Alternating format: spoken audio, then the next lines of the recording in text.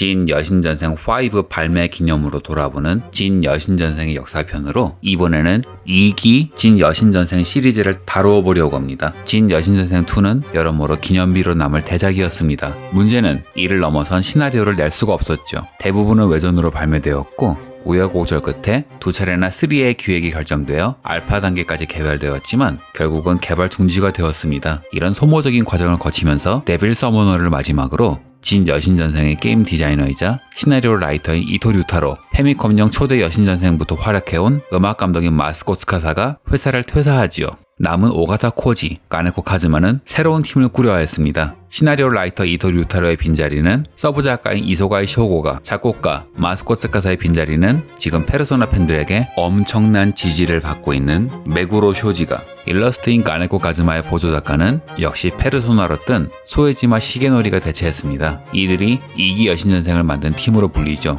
하지만 이런 신생팀으로 진 여신전생 3라는 회사의 생명줄을 바로 만들 수는 없었습니다. 그래서 만들어진 것이 초인기작인 진 여신전생 데빌 서머너의 후속작인 데빌 서머너 소울 에커즈입니다. 1997년에 발매되었죠. 이 작품은 사이버펑크가 주류가 된 근미래를 다루며 현실 공간과 가상 공간을 넘나들며 모험을 하게 됩니다. 2020년이 되어서야 메타버스가 주류로 떠오른 걸 감안하면 시대를 꽤 많이 앞선 셈이죠. 이 작품에서 훗날 나올 진 여신전생 3 녹턴의 분위기가 엿보이는데요. 개인적으로는 작품 면에서는 참 좋은데 전작 대비 너무 쉬워져서 불만이 좀 있었습니다. 물론 입문작으로서는 가장 좋습니다. 시나리오, 난이도, 재미 등 모든 면에서요. 이후 아틀라스는 2000년에는 게임보이 컬러용 진 여신전생 데빌 칠드런, 2002년에는 진 여신전생 1편과 진 여신전생 2편을 잇는 외전격인 작품 진 여신전생 9을 발매하더니 2003년에 드디어 진 여신전생 3를 발매합니다. 앞에서 말했듯 여러 프로젝트가 이 작품을 위해 개발되다가 좌초되었죠. 그래서 그런지 이 작품의 이름은 일종의 보험적인 성격이 강합니다. 녹턴이란 부제는 만약 반응이 안 좋으면 이건 녹턴이라는 외전이라고 변명하려는 의도로 읽힙니다. 세계관도 기존과는 다른 완전히 새로운 세계관입니다. 모든 인류가 멸망했다는 파격적인 설정으로 유명했죠.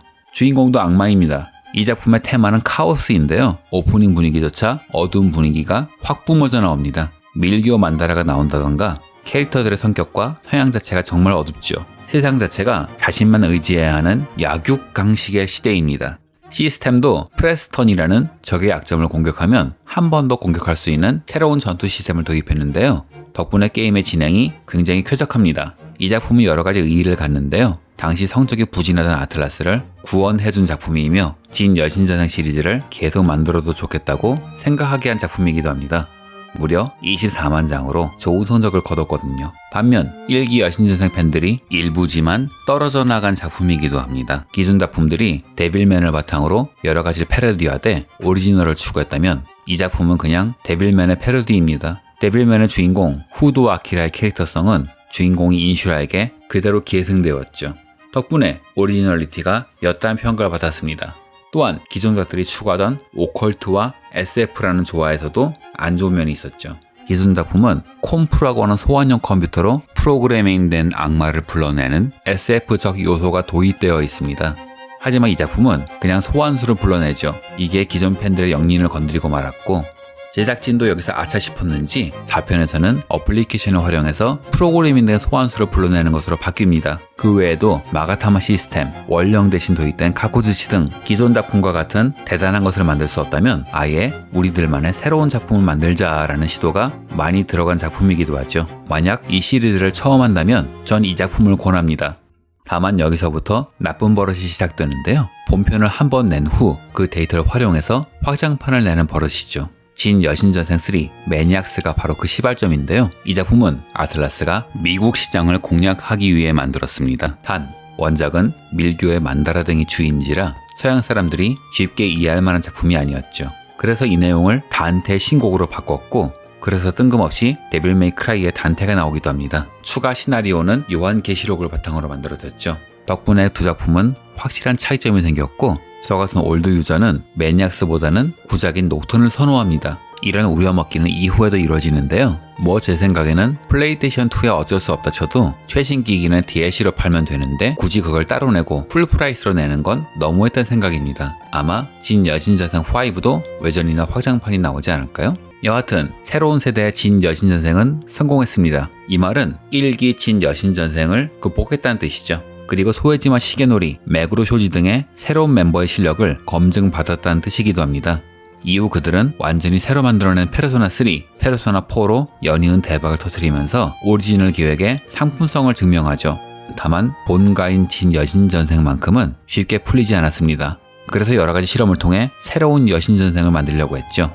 2009년 닌텐도 DS로 나온 진 여신전생 스트레인지 저니는 그 시험작에 가깝습니다. 원래는 외전이었지만 마케팅에 팔기 위해서 진 여신전생이라고 이름 붙였다고 하네요. 작품을 SF를 중심으로 한 외전입니다. 또한 지금까지 주인공이 10대 청소년이었다면 이번에는 30대 아저씨가 주인공이 되었죠. 여러모로 2기 멤버들의 작품과는 성향이 많이 다른데요. 오히려 1기에 오마주가 많습니다. 많은 악마들의 디자인도 녹턴에서 새로 디자인한 것이 아니라 1기의 것을 썼죠. 단 2기 여신전생의 시스템은 그대로 활용했습니다. 이 작품은 홍보를 크게 하지 않았음에도 불구하고 무려 15만 장이라는 대박이 났지요.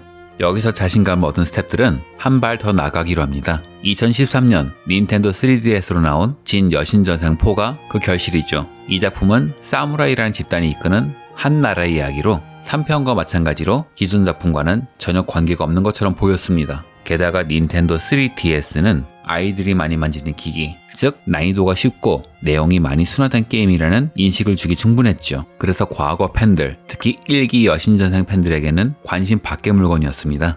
하지만 막상 뚜껑을 열어보니 잘 짜인 스토리, 그리고 험한 난이도의 작품이라 팬들은 열광했죠. 게다가 일정 시점에서 일어나는 반전은 기존 팬들이 환호하기에 충분했습니다. 그래서 여신전생의 부활이라고까지 불렸죠. 다만 팬들의 반발이 없었던 건 아닙니다. 우선 1세대인 가네코 카즈마의 악마, 그리고 2세대인 도이 마사유키의 악마의 디자인이 너무 차이가 나는 이야기가 많았죠. 전자가 문헌을 바탕으로 요소를 조합한 디자인이라면 후자는 특촬 펜이라는 느낌일까요? 실제로 특촬물 디자인을 한 경험도 있고요. 즉 악마 디자인의 통일성으로 말이 좀 나왔습니다. 이는 새로운 세대가 어떻게 가네코 카즈마의 철학적인 디자인을 소화할지에 대한 과제이기도 했죠. 또한 난이도 문제가 불거졌습니다. 진 여신전생은 어려운 난이도로 유명했는데 녹턴은 후반 난이도가 쉽기로 유명했거든요. 하물며 아이들이 즐기는 닌텐도 3DS로 나오자 이런 불안은 더 커졌습니다. 그리고 나온 게임은 처음에는 사람 잡는 난이도를 보여줬지만 후반에는 난이도가 확 낮아졌죠. 1세대가 다양한 스킬을 활용해서 어려운 난이도를 극복하게 만들어졌다면 2세대는 적들의 공격력만 올렸기 때문입니다. 이는 본인들이 만들어낸 프레스턴 배틀의 긴장감을 떨어뜨리는 결과가 나왔죠. 게다가 이 게임 초기에는 물리 무효 악마를 얻을 수 있는데 이러면 자동 전투로 중반까지 쭉 밀고 나갈 수 있어서 게임이 재미없어지기도 했습니다. 그래서인지 아니면 게이머가 줄어든 탓인지 전작 대비 줄어든 18만 장이 팔렸습니다. 3년 뒤인 2016년에는 진 여신전생 4 파이널이 발매되었습니다. 이는 완전 신작이 아니라 전작의 데이터를 유용해서 만든 것으로 목적은 개발비 절약이었습니다. 전작인 진 여신전생 4가 진 여신전생 1편의 플롯을 따라갔다면 이 작품은 2편의 플롯을 따라갑니다. 그래서 마지막 보스가 바로 야훼죠. 하지만 등장인물의 나이를 중학생 때로 크게 낮추고 이야기도 밝게 만들었습니다. 아마 닌텐도 3DS의 유저들을 생각한 결과인 것 같은데 오히려 이게 안 좋은 반응의 원인이 되었죠. 아무리 가벼워져 봐야 아이들이 좋아할 만한 내용이 아닙니다. 특히 작품의 용어와 세력관의 긴장관계는 전작보다 더 어려웠죠. 반면 분위기가 밝은 시나리오인지라 기존 팬들에게도 아이들 장난이라 치부되기도 했습니다. 초기 기획에서는 주인공이 20대로 설정되는 등 지금의 작품과는 많이 다른데요. 일부 이벤트에서 바뀌기 전에 자비 없는 분위기가 느껴지기도 합니다. 차라리 원래 기획대로 20대 청년으로 설정했다면 12만 장보다는 더 팔렸을 거라 생각합니다. 이렇게 2기 멤버들은 갈팡질팡하면서 자기 갈 길을 찾아왔습니다. 그리고 2021년 11월 11일 대망의 진 여신전생 5가 발매된 것이죠. 해외 미디어에서도 평이 아주 좋은데요. 그동안 시도해온 과거의 작품과는 다르게 기존의 진 여신전생 팬들로 만족시키는 처음 손대는 유저가 플레이하기 좋은 작품이라고 합니다. 만약 여신전생의 매력을 느끼고 싶으신 분이라면 한번 도전해보시는 것도 좋을 듯 하네요.